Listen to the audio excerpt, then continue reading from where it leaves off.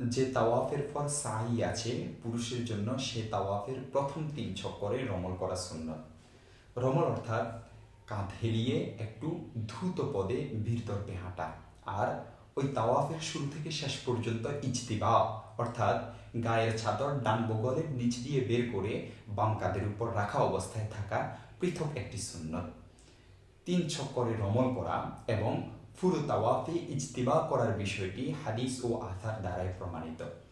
আব্দুল্লাহ ইবনে ওমর রাদিয়াল্লাহু তাআলা আনহুমা বলেন, রাসূল করিম সাল্লাল্লাহু আলাইহি ওয়াসাল্লাম যখন বাইতুল্লাহর প্রথম তাওয়াফে উদুম করেছেন, তখন প্রথম 3 চক্করে রমল করেছেন, বাকি 4 চক্করে স্বাভাবিকভাবে হেঁটেছেন। দেখতে পারেন সহিহ মুসলিম 1 নং খণ্ড 410 নং পৃষ্ঠা। ইয়ালা ইবনে উমাইয়া রাদিয়াল্লাহু তাআলা আনহু থেকে বর্ণিত, রাসূল করিম সাল্লাল্লাহু আলাইহি ওয়াসাল্লাম বাইতুল্লাহর তাওয়াফ করেছেন, পূর্ণ তাওয়াফে ইজতিবা অবস্থায় ছিলেন।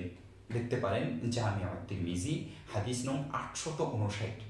ইবনে জুরাইজ রাদিয়াল্লাহু তাআলা আনহু থেকে বর্ণিত, ওমর ইবনে আব্দুল আজিজ রাহমাতুল্লাহি আলাইহি বাইতুল্লাহর তাওয়াফ করেছেন এবং পুরো তাওয়াফে ইজতিবা অবস্থায় ছিলেন। দেখতে পারেন মুসান্নিফে ইবনে আবি শাইবা হাদিস নং 16146।